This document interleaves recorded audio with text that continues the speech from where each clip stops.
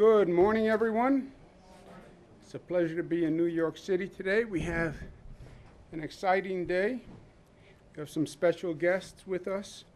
Let me introduce them before I introduce the dais. We have Gwen Carr with us, who is the mother of Eric Garner. We have Valerie Bell with us, who is the mother of Sean Bell. We have Hazel Dukes, who is the president of the NAACP and is my second mother for many years. She takes credit for me on a good day, and she disciplines me on a bad day. With me on the dais, we have from my far left, we have the Speaker of the New York State Assembly, Carl Heastie. We have Senate Leader Andrea Stewart-Cousins. I want to applaud them for fast action on the bills that we're going to be talking about. I want to thank the advocates. I want to thank Gwen Carr, Valerie Bell, Hazel Dukes, who have been working to get these reforms done for a long, long time. And I'm glad you could be with us today. And to my right is Reverend Sharpton, who I've known all my adult life. And I want to applaud him on not his activism, because his activism has always been extraordinary, but his effectiveness as an advocate, because it's about making change. That's what the activism is about. And he has made significant and positive change on this issue and many others. Let's go through some of the facts on today. Today is day 104 since the COVID virus started. It's day 19 since Mr. Floyd was murdered.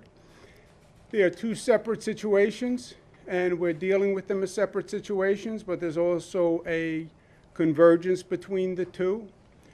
We see that in the protests, et cetera, and we're worried about the COVID virus in the middle of this situation.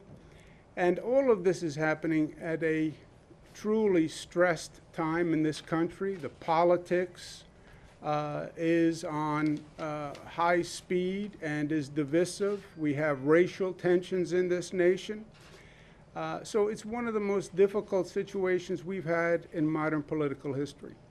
When it comes to the reopening, the number for us to watch now is the daily testing number. We've been talking about a lot of numbers over the past couple of months, the hospital number, the ICU number. The number to watch now is the daily testing number. We do 50,000 tests per day, okay? More tests than any place in the country. Those 50,000 tests tell you immediately what's happening with the infection rate. We're starting to reopen. We watch those daily testing numbers to see what's happening. And they're on a website. I tell the government leaders all the time, study these numbers, look at what's behind them.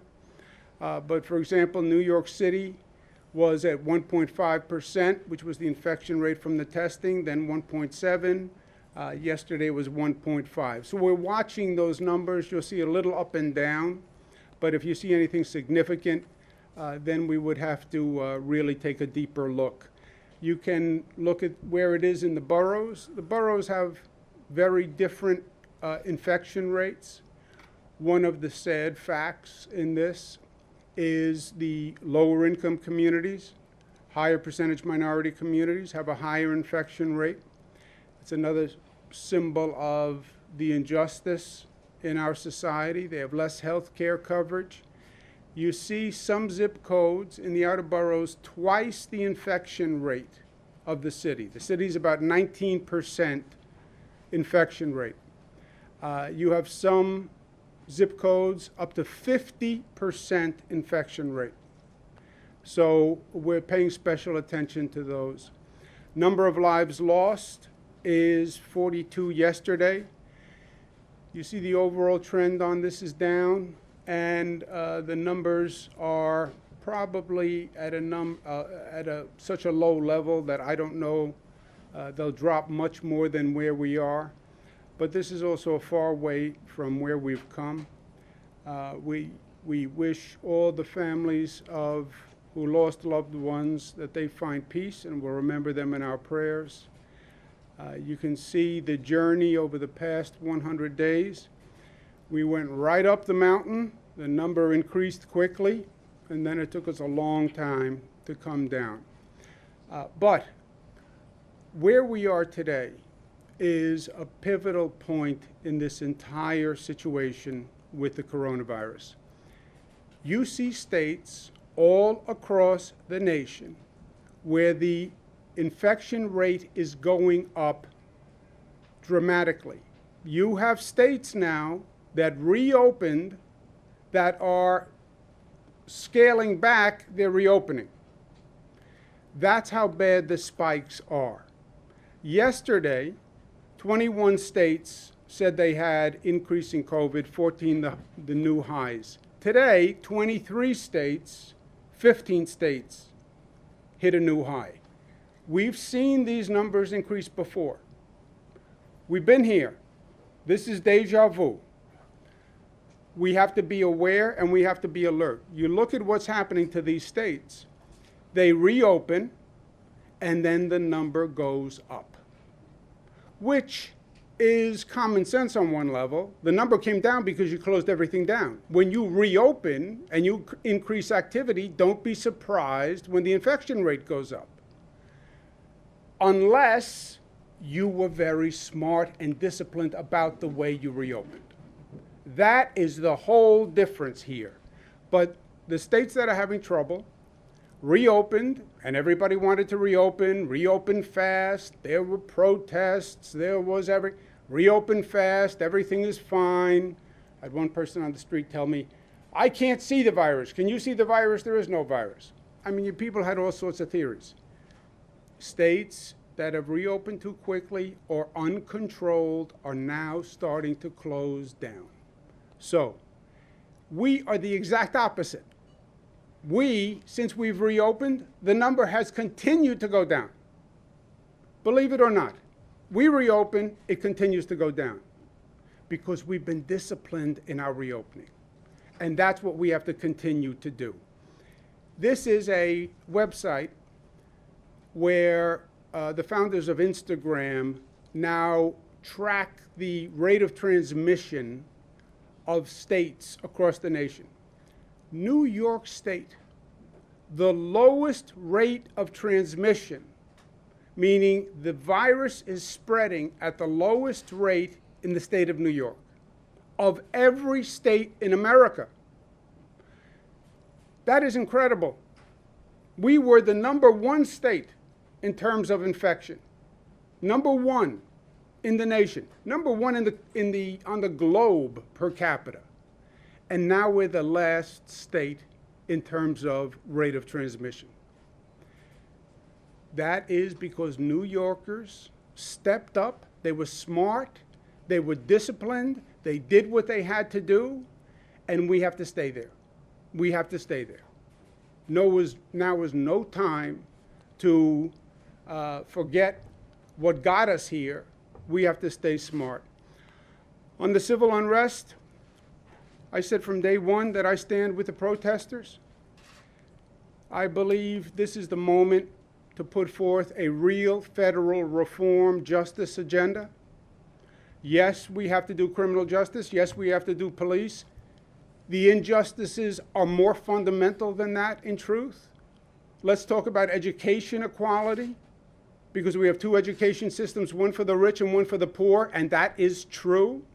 And you want to talk about justice, opportunity for all. Why does one child who happens to be born to a poor family have a second-rate education to children who are born in wealthier communities? Why do you still have child poverty in this nation? How do you justify that? The affordable housing need is all across the country because the federal government went out of the affordable housing business. I was the former housing secretary for the federal government. It was the one responsibility the federal government used to undertake. It was never states and cities. Public housing was federal. Section 8 certificates were federal. Section 8 project-based was federal. Federal Housing Administration, FHA, that was federal. They just ended that business. And then you wonder why we have an affordable housing crisis. And criminal justice reform should be done on a national level. And the House has been very aggressive on reform, the Congress, and I applaud them for it. But New York State is the progressive capital. We never sit back and say just what the nation should do. We show the nation what it should do. We lead by example. And we lead by getting it done. We are a state of action. And that's us at our best. A great member of the New York State Assembly, who then went on to the Congress, a great pioneer, Shirley Chisholm. You don't make progress by standing on the sidelines. You make progress by implementing ideas, getting things done, action, results, not just talking, not just advocating, but actually articulating your ideas and then getting action done so you change reality for people. We've gotten to a place where people think talking is enough. Talking is not enough. Being angry is not enough. Being emotional is not enough. How do you transition that to action and change and results? And that's what we're doing here today. The New York State Legislature has quickly passed the most aggressive reforms in the nation. I'm going to sign those bills in a moment. 50A reforms, so there's transparency. We're banning chokeholds.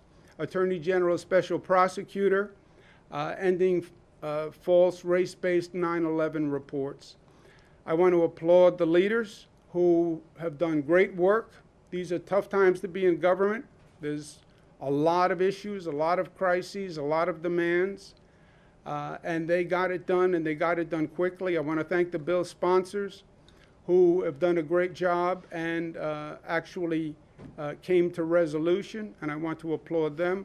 I also want to applaud the advocates who have been fighting for this for years. I can't tell you how many meetings I've had, how many rallies they put on, how many events Reverend Sharpton put on, keeping the message out there, insisting, advocating, protesting, demonstrating, which results in today and the change we're making today. So I want to applaud all the mothers, especially Gwen Carr, Valerie Bell, and again, Reverend Sharpton for his great work on this. Moving forward, there is still more to do, and we're going to do it in the state of New York. The truth is this: police reform is long overdue, and Mr. Floyd's murder is just the most recent murder. This is not just about Mr. Floyd's murder. It's about being here before, many, many times before. It is about a long list that has been all across this country that always makes the same point: injustice against minorities in America by the criminal justice system. And today is about enough is enough. It's about Fannie Lou Hamer. I'm sick and tired of being sick and tired. How many times do you have to see the same case before you do something? How many times? This was Eric Garner. This was Abner Louima. It was Amadou Diallo. Same case over and over and over, and still no change. And Mr. Floyd's murder, God bless this country for standing up and saying enough is enough. I respect them. But it goes back, certainly to Rodney King in modern times. And the truth is, it goes back to Dr. Martin Luther King, 1968. It is systemic discrimination and injustice in this nation. That's what it is. That's what today is about. And the answer, there is no quick fix to this. There is no, well, stop tear gas. Well, change the uniforms. That's not what this is about, my friends. And it would be a mistake if we went down that path. This is systemic reform of police departments. This is sitting down and taking a look at exactly what they do and have been doing and looking at it through a new lens of reform and reinvention. Because this has been 40, 50 years in the making. Providing police with military equipment, increasing the number of police, goes back to the 90s and the crime bills. looking at the population explosion in our prisons. This was a long time coming. And this is not about a press release that's going to solve it. The way we really solve this is we say to every police agency in this state, I believe it should happen in the nation, sit down at the table with the local community, address these issues, get to the root of these issues, get a plan, pass that plan by your local government, and if you don't, you're not going to get any additional state funds, period. We're not going to fund police agencies in this state that do not look at what has been happening, come to terms with it, and reform themselves. We're not going to be, as a state government, subsidizing improper police tactics. We're not doing it. And this is how we're going to do it. I'm going to sign an executive order today. We'll require local governments and police departments all across the state, about 500, to develop a plan that reinvents and modernizes police strategies and programs in their community. They must formulate a plan. They have to address the use of force by police officers, crowd management, community policing, bias awareness, de-escalation, restorative justice, community-based outreach. They have to have a transparent citizen complaint disposition procedure. So if you make a complaint, it's not just yelling out the window. You find out what happened to that complaint. They should talk about appropriate equipment, what's not appropriate equipment, and any other issue that that community believes is relevant. That discussion has to happen with the community participants in the room. That plan then has to be enacted into local law. Every city, every county. It has to be done by April 1. If it's not done by April 1, and if it's not passed, they're not going to be eligible for state funding, period. And look, it's simple. This is something that has to be done anyway, because what we know is certainly true, is there is no trust between the community and the police. That's what the protests have said. There's no trust. And if there is no trust, the relationship doesn't work. If there's no trust, the police can't effectively police. If there's no trust, the community is not going to allow the police to police. And there is no trust, or there is a breach of the trust, and that has to be restored and repaired. And the only way to do it is to get in a room, get to the table, let everyone say their piece, and let's figure it out community by community all across this state. It will be statewide.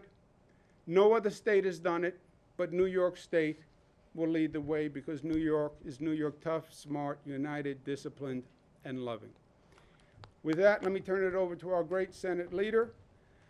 I thank Andrea Stewart-Cousins very much for her leadership. I know we've worked long and hard over this past week. We've been worked long and hard for a long time, but especially this past week, and it turned out great. Thank you very much. Thank you. Senate Leader. Thank you so much, Governor, and thank you for your leadership. I'm certainly so happy to be here at this moment, at this historic moment, and to share this with my colleague and partner in the Assembly, Speaker Heastie, and certainly to be always in the presence of Reverend Sharpton, who, you know, is an icon for all of us in this movement, as is everybody's mother, Hazel Dukes, who has been so clear in so many ways, and obviously in the presence of Valerie Bell and Gwen Carr. Thank you for being brave and strong. You know, we are at a moment of reckoning, there's no question about it. And I am just so thankful that I have a historic role at this moment. I have an opportunity of leading 40 Senate Democrats who unanimously decided this was the time. You know, many of my colleagues will sit and stand on the floor, and certainly colleagues who are younger, and they'll talk about the hip hop and give verses. For me, I remember in 1999 when Bruce Springsteen, you know, the working class hero, did 41 shots, American Skin. When that happened in 1999, I thought that that was the moment where people outside of black and brown communities were finally going to get the message that bad things were happening.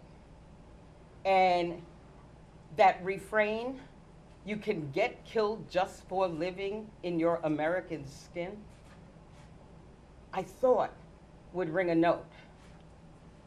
But it didn't. And that was right around Amadou Diallo, is why he did that. And so here we are. After the horrific murder of George Floyd, we finally got it. But every parent, every mother who looks like me understood that scary notion with our kids, with our husbands, with our brothers. I got that call when my youngest son was only 18 years old. And he was, quote unquote, on the wrong side of the town. He was stopped, he was frisked. Next thing I know, after we're out of the police station, we're in the emergency room because he's had a fractured nose. Thank God I was able to bring him home. I ache for Gwen, Valerie. I understood that. And I want to be clear, you know, obviously every police officer is not a bad police officer. My brother Bobby was a police officer. He was a transit officer. He worked for New York City Transit. He went in there because he wanted to help his community. He spent about 6 years there. He was 24. He is a Marine, a Vietnam vet, went into the police department and came out within 6 years because he was convinced that the department, that the system was designed so that every young black man would have a record. He knew he was a good cop, he worked with the good cops, but he couldn't change that. And he knew the system couldn't change itself. And so here we are. We know this isn't a cure, as the governor said. We know that this is the beginning, but it's a move to bring justice to a system that has long been unjust. And again, I thank you for being a partner, for making sure that we take to heart this moment that has taken too long to come to. And I thank all of the people in the streets and the leadership of the families to make this happen. So thank you, Governor. Thank you. Thank you, Senator Leader. And you're exactly right. It's good to be part of the solution. And I'm proud of New York, and I'm proud of what we've done together. Speaker Carl Heastie, pleasure to be with you, my friend. Thank you, Governor. And let me first thank everyone here for being part of this historic moment. But it's a moment I wish that we've never had to deal with. And, you know, when I was first elected Speaker of the Assembly on February 3rd, 2015, I had said that of all of the great things that, you know, I would be a part of, and working with the governor and working with Leader Cousins, that nothing would mean more to me, and that I felt my legacy and who I was as Speaker of the Assembly would mean nothing to me if we didn't make these systemic changes in how communities of color were policed and judged, and here we are. So I really want to thank the advocates. I know we have two of the mothers here, but I want to thank all of the mothers who are in here with us, and I want to point one out in particular, Constance Graham, who is the mother, Constance Malcolm, who's the mother of Ramali Graham, who is, you know, is a constituent of mine. I've gotten very close to her. I was there with her and her family throughout the entire time. And I was recently asked on an interview, you know, why now? Why did it happen now? with George Floyd. As Leader Cousin said, we thought every time it happened when it was Amadou Diallo, it was time. When it happened with Anthony Baez, we thought it was time. When it happened with Eric Garner, we thought it was time. When it happened with Sean Bell, we thought it was time. When it happened with Ramali Graham, we thought it was time. But for some reason, I think what people viewed, I think it just touched a nerve on every person, because it wasn't just a people of color issue. It wasn't just the families. I think watching a man being suffocated by strangulation, crying for his deceased mother, I think struck a nerve. And for us, even in the assembly, I actually thought that the bill was going to be Democrat versus Republican. We have many, many Republicans voting for these bills, because I think the entire world has just said enough is enough is enough is enough. How much more bloodshed had to happen for the consciousness and the heart of this nation to finally open up and say, we need to do better and we need to be better. And I think that moment has come, but it doesn't just end there.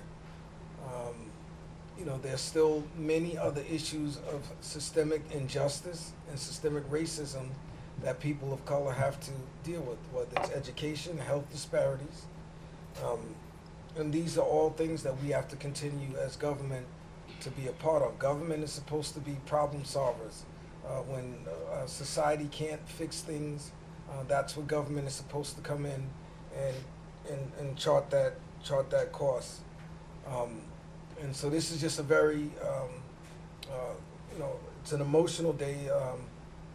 But I was also asked in one of the interviews, how emotional was I when we actually passed the bills? I said I was actually more emotional when my house and Andrea's house agreed on the bills, because that's when we knew that we were going to be able to get it done. At that point, it was just a mechanical process of getting the bills passed. But when we agreed on a package of legislation that the governor has said that he is going to sign, that's when I was emotional, because growing up as a young black man, there's a lot of times that I had not so positive interactions with the police.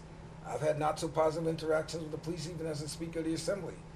They didn't know I was a Speaker of the Assembly. I never mentioned anything. So when growing up, when you heard the stories of Anthony Baez and Sean Bell and Eric Garner, as a black man, I felt, that could be me. And I think that is the reason why this has really started to really hit at the hearts of people that, like I said, enough is enough is enough is enough. So I'm happy that we are here where we are today, but we still have so much more work to do. And again, my heart just goes out to all of the families, all of the mothers who had to suffer through this. And, Constance Malcolm said to me that every time this happens, and I'm sure Ms. Carr and Ms. Bell will say, every time one of these stories happens, you relive what happened with your son again. So we're hoping that what we've done will not have other families have to go through what these families have gone through. So I'm just happy that the Assembly was able to be a part of the solution. Thank you, Governor. Thank you. And also, but I just want to mention too, Reverend Sharpton, who was a leader on this, who was ridiculed for this. Sometimes it's difficult standing alone. But you know what, Rev, after 30-something years of you leading this, you are not alone. Leaders sometimes have to be alone. Jesus was alone. And so I just want to thank you for your leadership throughout all of these years. Well said. Thank you, Mr. Speaker. Gary, can you put up the list again on the list? The Speaker said, and the Senate leader, why now? What happened now? Why not 1999? That is the question. To me, I hear it, why did it take so long? But I think it wasn't just about Mr. Floyd's death, I think it was the cumulative impact. I think all the names on that list did not die in vain. I think it took that repeated articulation to get the country to this point. Reverend Sharpton, on every one of those situations, was out there making this point all over the country. All over the country. And finally, the country heard. But the reason we're here today, make no mistake, is because Reverend Sharpton and good people across this country were out there making the point every time, over and over and over again. So Eric Garner did not die in vain. Sean Bell did not die in vain. It took a number of lives, unfortunately. It took a number of injustices, unfortunately. But each one was a part in getting to today. And it was Reverend Sharpton standing up and making sure the people of this nation heard every time every injustice happened. And that Reverend, is a special ability, a special contribution. And you have been there year after year after year. And we all respect your effort. We thank you for what you've done. We thank you for your voice, which the nation has heard, this state has heard. And not only did we hear you, we're going to make a difference. And this state is going to make a difference. And I believe it's going to be a difference that's going to resonate all across the nation. Because what we're doing here, making every police agency come to the table with the community, that should be done in every police agency in this country. Together we'll make it happen. Reverend Sharpton. Thank you, Governor, and thank you to the Speaker and the Senate Majority Leader. Let me first say this is a great day for advocates. And though I appreciate the Speaker's words, but as I stood on many of these marches and protests, there were many that will never sit next to the governor that marched, many that will never have their names called. And it's a great day for them, advocacy groups that are not as known as National Action Network, but advocated anyway. So I sit here for them as well. Some of us may not even get along, but it's a victory for all of us. And we must monitor to make sure that it's done. I'm glad that Hazel Dukes is here, who is going to jail with me in some of the protests around this issue. And I'm most glad for the mothers who, no matter what we do, will always have an empty seat at the family dinner table and the holidays. I talk to the mothers every holiday. I spoke at Ramali Graham's funeral. I did the eulogy. I did the eulogy at Gwen Carr's son's funeral, Eric Garner. I spoke at Sean Bell's funeral, as I did this week at George Floyd's funeral. So I've gotten to know their pain. I don't just lead the protest, but I work with the families. And it is not an issue to them. And I'm glad that we see what we see. I joined the civil rights movement as a teenager. I grew up a boy preacher in Brooklyn. When I was 13, I became part of Dr. King's branch here. We were told you start with demonstration to lead to legislation, then reconciliation. Without the legislation, the demonstration is just an exercise. We work out every morning, the governor and I. This is not exercise. It is to change things. And by signing these bills is bringing about the change. What made Dr. King's movement effective was there was a John Kennedy or Lyndon Johnson or Hubert Humphrey that is doing today. And what this Assembly Speaker and this Majority Leader in the Senate is doing is legislating what we demonstrated about. We will monitor it and make sure that it is enforced, but we had nothing to enforce, which is why we had to keep going. These bills mean some substantive change so that we won't be sitting here going over this after the next funeral and after the next situation. Let me also say, though, about this governor.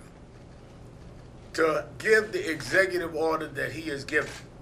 Let us be very clear. There's no governor in this country that has said what he said this morning.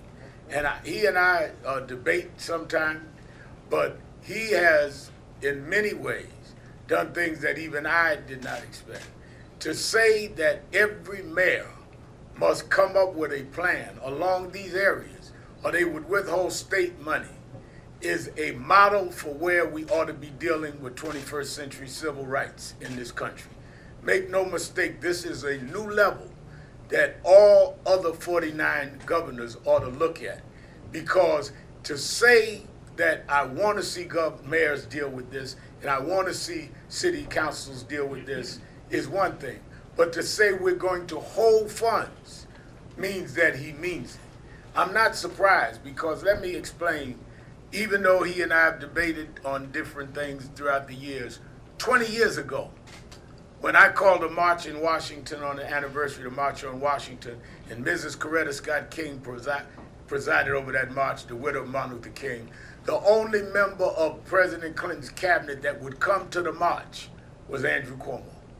And he stood with me when I was much fatter and much more controversial. Don't laugh, Andrew, we're on television. So he has stood with us when it was not politically wise to stand with us.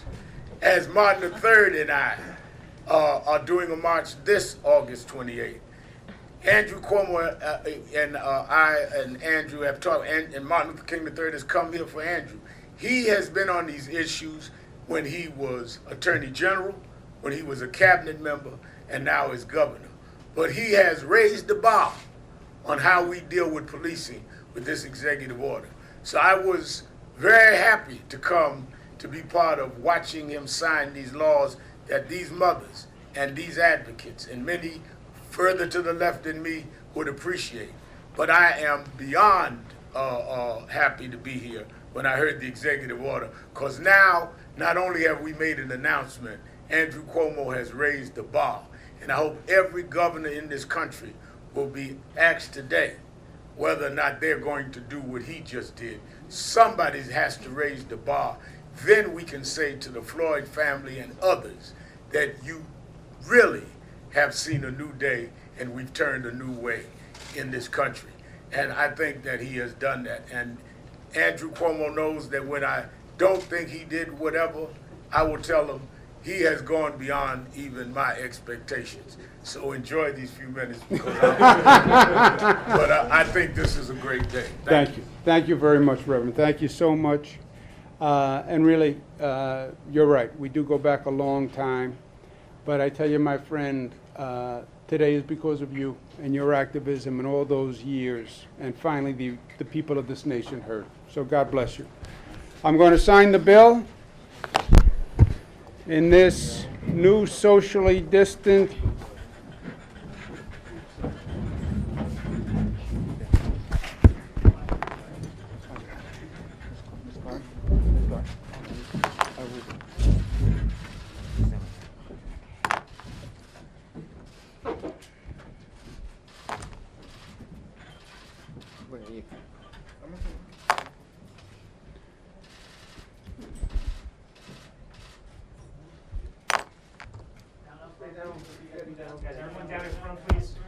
So congratulations, the bills are signed. Whoa! There you go. Thank you. Thank you.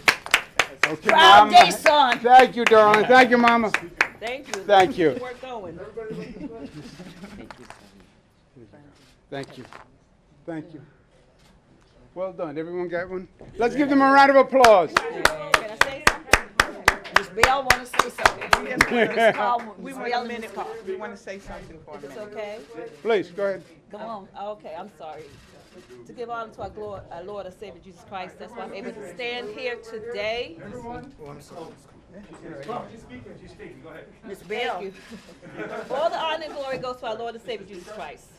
I want to thank Governor Cuomo for what he has done, not only for me and Ms. Carr, but for all the mothers and the allies who represent us doing the work that needs to be done. We wrote a vision, we had the voice, and the victory is won.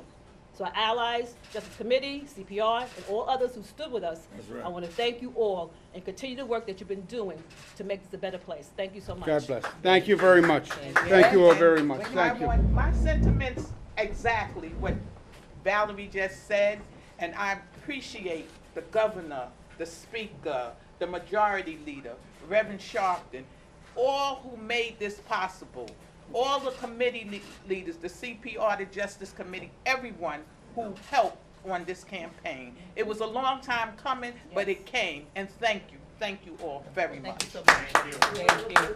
Thank you. Thank you for being here. Thank you. Thank you for the kindness, brother. Thank you.